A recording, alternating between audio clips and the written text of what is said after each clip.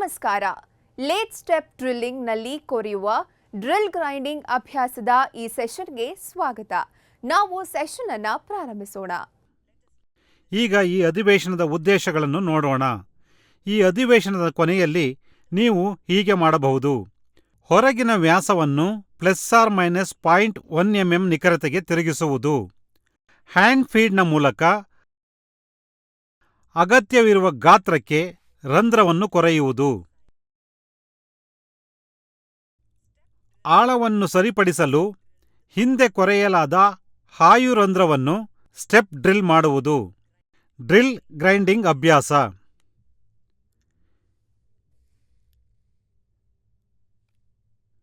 ಈ ಅಭ್ಯಾಸಕ್ಕೆ ಅಗತ್ಯವಿರುವ ಪರಿಕರಗಳು: steel rule, outside calipers, inside calipers, chuck key, facing tool, turning tool, drill bits of various sizes, pedestal grinding machine, drill gauge. ಕೊರೆಯುವಿಕೆಯು ಲೋಹವನ್ನು ಕತ್ತರಿಸುವ ಪ್ರಕ್ರಿಯೆಯಾಗಿದ್ದು, ಕತ್ತರಿಸುವ ಸಾಧನದಿಂದ ಘನವಸ್ತುಗಳಲ್ಲಿ ವೃತ್ತಾಕಾರದ ರಂಧ್ರಗಳನ್ನು ಮಾಡಲು ನಡೆಸಲಾಗುತ್ತದೆ. ರಂಧ್ರಗಳನ್ನು ಮಾಡಲು ಬಳಸುವ ಮಲ್ಟಿಪಾಯಿಂಟ್ ಕತ್ತರಿಸುವ ಸಾಧನವನ್ನು ಡ್ರಿಲ್ ಎಂದು ಕರೆಯಲಾಗುತ್ತದೆ.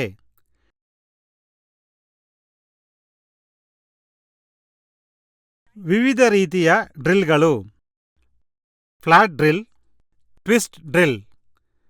ಟ್ವಿಸ್ಟ್ ಡ್ರಿಲ್ ಅನ್ನು ಮತ್ತಷ್ಟು ಹೀಗೆ ವರ್ಗೀಕರಿಸಬಹುದು: ಮೊನಚಾದ ಶಾಂಕ್ ಮತ್ತು ನೇರ ಶಾಂಕ್ ಡ್ರಿಲ್ಗಳು. ಫ್ಲಾಟ್ ಡ್ರಿಲ್ ಇದು ಡ್ರಿಲ್ನ ಆರಂಭಿಕ ರೂಪವಾಗಿದೆ ಮತ್ತು ಕಾರ್ಯನಿರ್ವಹಿಸಲು ಸುಲಭವಾಗಿದೆ. ಇತ್ತೀಚಿನ ದಿನಗಳಲ್ಲಿ ಅದರ ಕಳಪೆ ದಕ್ಷತೆಯಿಂದಾಗಿ ಇದನ್ನು ಬಳಸಲಾಗುತ್ತಿಲ್ಲ. ಟ್ವಿಸ್ಟ್ ಡ್ರಿಲ್ ಹೆಚ್ಚು ಬಳಸಿದ ಡ್ರಿಲ್ ಬಿಟ್ ಆಗಿದೆ.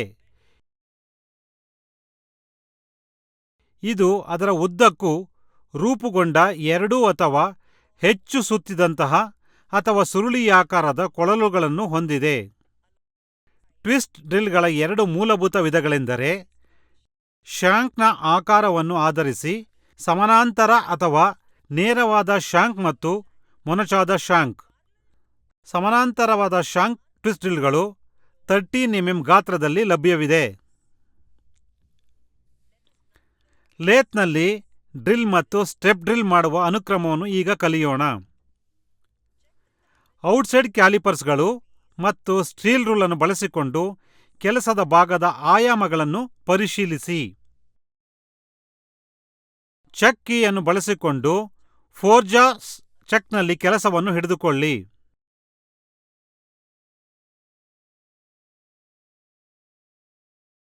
ಕೆಲಸದ ಒಂದು ಭಾಗದ ತುದಿಯಲ್ಲಿ ಫೇಸಿಂಗ್ ಕಾರ್ಯಾಚರಣೆಯನ್ನು ನಿರ್ವಹಿಸಿ.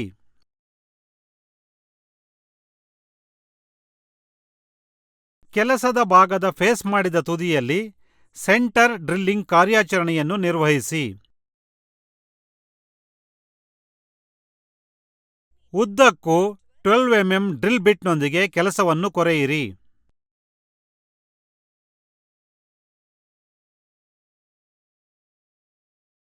ಟೈಲ್ ಸ್ಟಾಕ್ ಸ್ಪಿಂಡಲ್ನಲ್ಲಿ 20 mm ಡ್ರಿಲ್ ಅನ್ನು ಸರಿಪಡಿಸಿ.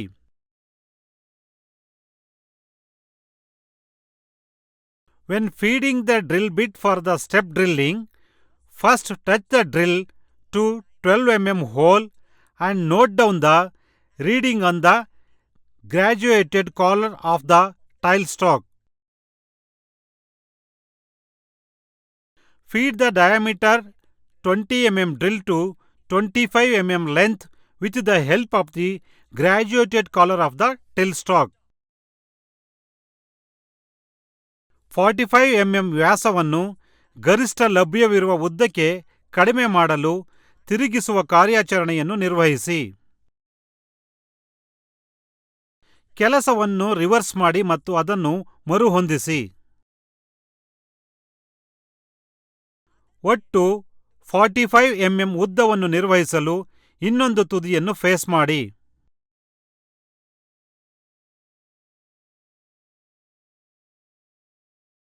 ಉಳಿದ ಭಾಗವನ್ನು ಡಯಾಮೀಟರ್ 45 mm ಗೆ ತಿರುಗಿಸಿ.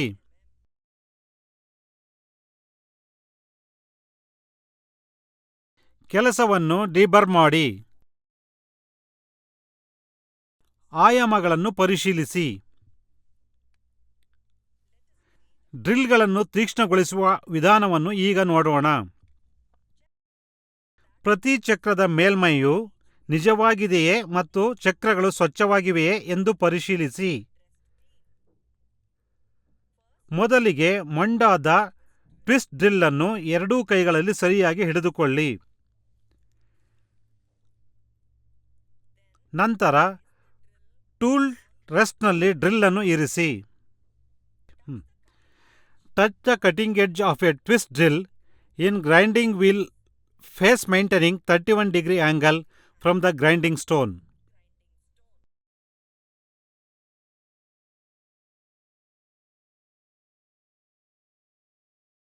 ವೀಲ್ ಫೇಸ್ನ ಮೇಲೆ ಡ್ರಿಲ್ ಅನ್ನು ಸ್ವಲ್ಪ ಮಟ್ಟಿಗೆ ತಿರುಗಿಸಿ ಮತ್ತು 59 to 60 ಡಿಗ್ರಿ ಪಡೆಯಲು ಅಗತ್ಯವಿರುವ ಕೋನಕ್ಕೆ ಒಂದು ಕತ್ತರಿಸುವ ತುದಿಯನ್ನು ಗ್ರೈಂಡ್ ಮಾಡಿ.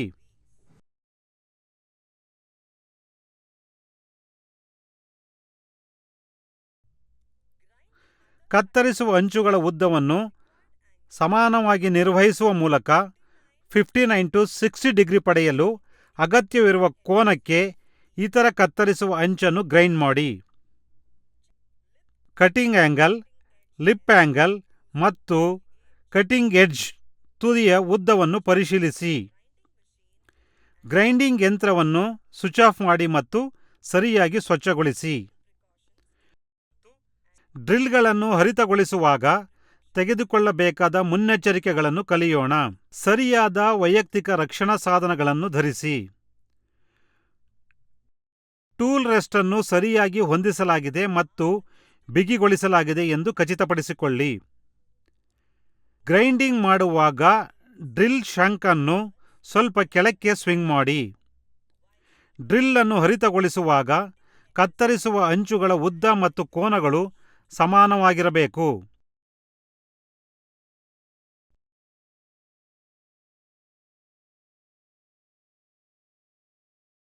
ಬಿರುಕು ಬಿಟ್ಟ ಅಥವಾ ಒಡೆದ ಡ್ರಿಲ್ ಅನ್ನು ಎಂದಿಗೂ ತೀಕ್ಷ್ಣಗೊಳಿಸಬೇಡಿ. ಡ್ರಿಲ್ ಅನ್ನು ಹೆಚ್ಚು ಬಿಸಿ ಮಾಡುವುದನ್ನು ತಪ್ಪಿಸಿ. ಘನೀಕರಿಸುವ ನೀರಿನಲ್ಲಿ ತಣಿಸುವ ಮೂಲಕ ಡ್ರಿಲ್ ಅನ್ನು ತ್ವರಿತವಾಗಿ ತಂಪಾಗಿಸುವುದರಿಂದ ಕತ್ತರಿಕೆಯ ತುದಿಯಲ್ಲಿ ಬಿರುಕು ಉಂಟಾಗಬಹುದು. ನಾವು ರೀಕ್ಯಾಪ್ ಮಾಡಲು ಕಲಿತಿದ್ದೇವೆ. ಹೊರಗಿನ ವ್ಯಾಸವನ್ನು ±0.1 mm ನಿಖರತೆಗೆ ತಿರುಗಿಸುವುದು. ಹ್ಯಾಂಡ್ ಫೀಡ್ನ ಮೂಲಕ ಅಗತ್ಯವಿರುವ ಗಾತ್ರಕ್ಕೆ ರಂಧ್ರವನ್ನು ಕೊರೆಯುವುದು. ಆಳವನ್ನು ಸರಿಪಡಿಸಲು ಹಿಂದೆ ಕೊರೆಯಲಾದ ಹಾಯು ರಂಧ್ರವನ್ನು ಸ್ಟೆಪ್ ಡ್ರಿಲ್ ಮಾಡುವುದು. ಡ್ರಿಲ್ ಗ್ರೈಂಡ್ಗೆ ಅಭ್ಯಾಸ. ಆದ್ದರಿಂದ lathe step drilling, drill grinding ಅಭ್ಯಾಸದಲ್ಲಿ ಕೊರೆಯುವ ಬಗ್ಗೆ ಅಷ್ಟೇ. ಮುಂದಿನ ಸೆಷನ್ನಲ್ಲಿ ನಿಮ್ಮನ್ನ ಭೇಟಿ ಮಾಡ್ತೇನೆ.